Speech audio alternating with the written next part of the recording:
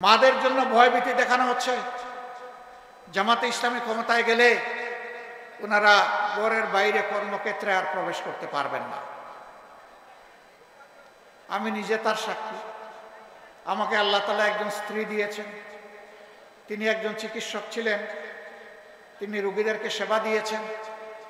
আমার দুটি মেয়ে, তারাও চিকিৎসক, তারাও তাদের সাধ্য অনুযায়ী সেবা দিবে। একটি ছেলে, সেও চিকিৎসক, সেও চেষ্টা করছে তার জায়গা থেকে মানুষকে সেবা দেওয়ার। আল্লাহ তাআলা আমাকে একটি মেডিকেল কলেজ এবং হাসপাতাল গড়ে তোলার সুযোগ দিয়েছিলেন। সেখানে যেমন নারীরা কাজ করে তেমন পুরুষেরা কাজ করে, যদিও সেই শিক্ষা প্রতিষ্ঠানটা কেবলমাত্র ছাত্রীদের জন্য ডেজিগনেটেড।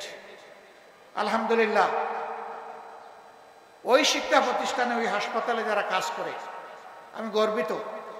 তারা অনেকে সরকারি চাকরি পেয়ে এখান থেকে একবার চলে গেছে, 4 মাস 1 বছর কাজ করার পরে আবার ফিরে এসছে, বলে স্যার আমার চাকরিটাকে ফিরে পাবো। কেন? তুমি তো সরকারি চাকরিতে গিয়েছো, বেটার অপশনে গিয়েছো।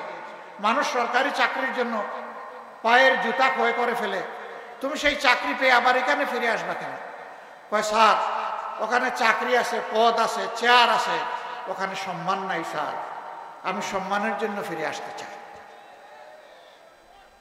আমরা আমাদের কর্মচারীদেরকে কর্মচারী হিসাবে দেখি না, আমরা এই প্রতিষ্ঠানের অংশীদার হিসাবে দেখি। তারাও মানুষ, কোনো সময় ভুল করত।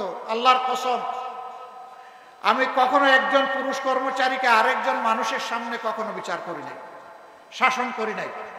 একা এনে দরদের সাথে মাথায় হাত দিয়ে কথা বলেছি, তুমি আমার ভাই, তুমি আমার সন্তান তুল্য, তোমাকে এভাবেই দেখতে চাই। এই কাজটা পছন্দ হয় নাই, আশা করি তুমি সংশোধন করে নেবে। স্বীকার করে, কাঁদে, ওয়াদা করে। দ্বিতীয়বার তাকে আমার আর শাসনের প্রয়োজন হয় নাই, আলহামদুলিল্লাহ।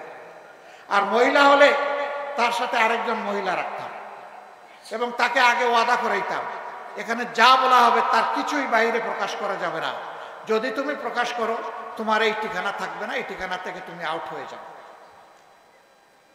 ওই মাটাকে, মেয়েটাকে, বোনটাকে একইভাবে দরদ দিয়ে কথা বলতাম। আলহামদুলিল্লাহ, দ্বিতীয়বার আমার শাসনের প্রয়োজন হয়নি। আমি গর্ববোধ করি যে এরা মনে করে এটা তাদের প্রতিষ্ঠান, এটা মনে করে না যে এখানে তারা চাকরি করে।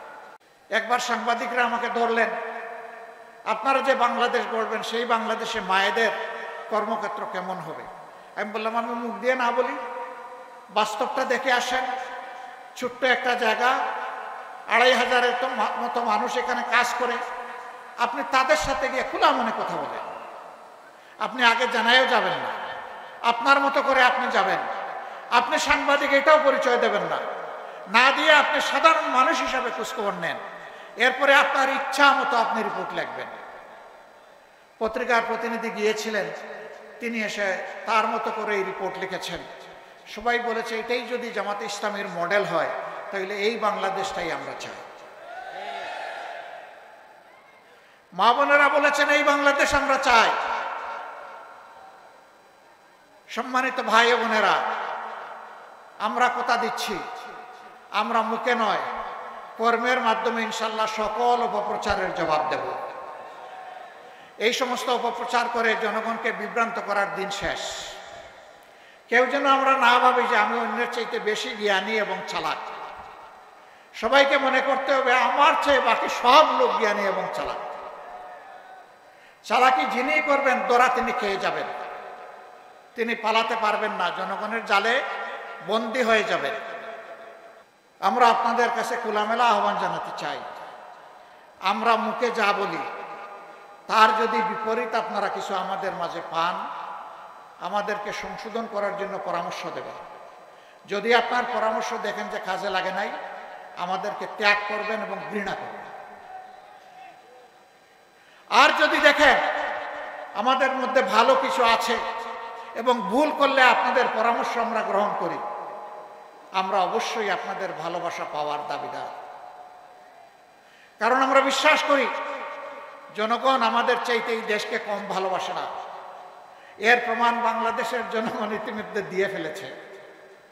5 আগস্ট পরিবর্তন হওয়ার পর 6, 7, 8 বাংলাদেশে কোনো সরকার ছিল না। আমি ঠিক বললাম না বেঠিক বললাম?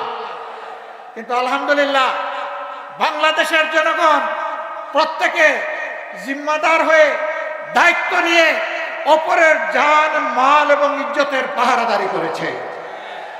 ব্যাংক লুট হয় নাই, সোনার দোকান লুট হয় নাই, বিভিন্ন বিজ্ঞানাগার লুট হয় নাই, মানুষের বাড়িতে ডাকাতি হয় নাই, চুরি হয় নাই, মানুষের জীবন নিয়ে কাড়াকাড়ি করা হয় নাই। বাংলাদেশের মানুষ প্রমাণ করেছে আপামর জনগণ তাদের দেশকে এবং মানুষকে ভালোবাসে।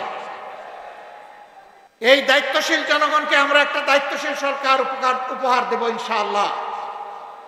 এই সরকার পরিচালনা করতে গিয়ে দেশি বিদেশি কোনো শক্তির লাল চক্ষুকে আমরা পাত্তাই দেব। আমাদের সরকার পরিচালনার যদি আল্লাহর ইচ্ছায় জনগণের ভালোবাসায় আমরা সেই সুযোগ পাই, সরকার পরিচালনার ভিত্তি হবে আল্লাহকে ভয় করা, প্রকাশ্যে এবং গোপনে। আল্লাহকে যারা ভয় করবে, জনগণের সমস্ত আমানত তাদের কাছে নিরাপদ। জনগণকে তাদের অধিকার চেয়ে নিতে হবে না, সরকার বাধ্য থাকবে জনগণের অধিকার তাদের ঘরে পৌঁছে দিতে। এই ইতিহাস নতুন করে আমাদের রচনা করা লাগবে না, এটি আমাদের গর্বিত ইতিহাস, এটি আমাদের মদিনা কেন্দ্রিক শাসনের ইতিহাস। আমরা দল ধর্ম নির্বিশেষে সকল মানুষের জন্য সেই ইতিহাস রচনা করতে চাই। অনেকে আমাদেরকে কর্নার করার চেষ্টা করেন। বাংলাদেশ জামাতে ইসলামী যেহেতু কোরআন কেন্দ্রিক একটি দল, সেই কারণে অন্য ধর্মের লোকেরা তাদের হাতে নিরাপদ হবেন না। আমি মহান আল্লাহর উপর ভরসা করে চ্যালেঞ্জ দিলাম, 54 বছরের স্বাধীন বাংলাদেশে বাংলাদেশ জামাতে ইসলামীর কোন নেতা কোন অন্য ধর্মের লোকের উপর জুলুম করেছে, তার জমি দখল করেছে, তার ইজ্জতের উপর হাত দিয়েছে, তার সম্পদ লুণ্ঠন করেছে, সাহস থাকলে আমাদেরকে বলে দেন। আমরা সেই দুষ্ট লোক তৈরি করি না। মহান আল্লাহ আমাদেরকে শিক্ষা দিয়েছেন, যেই দেশে মুসলমানরা সংখ্যাগরিষ্ঠ হবে সেই দেশে আল্লাহ বলতেছেন, অন্য ধর্মের লোকদেরকে আমি তোমাদের কাছে আমানত রাখলাম,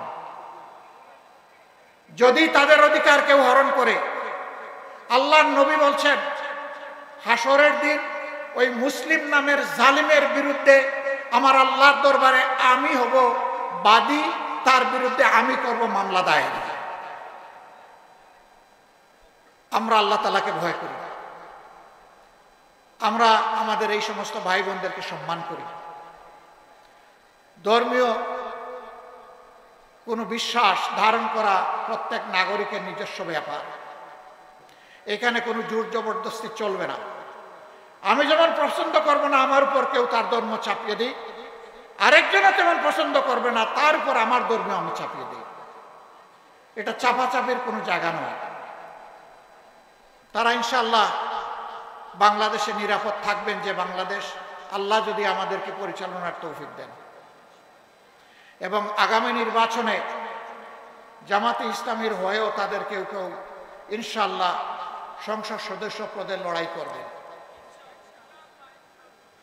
এর মাধ্যমে আমরা জাতিকে ঐক্যের জায়গায় আনতে চাচ্ছি, বিভক্তির ভেদের আকার কবর রচনা করতে চাই।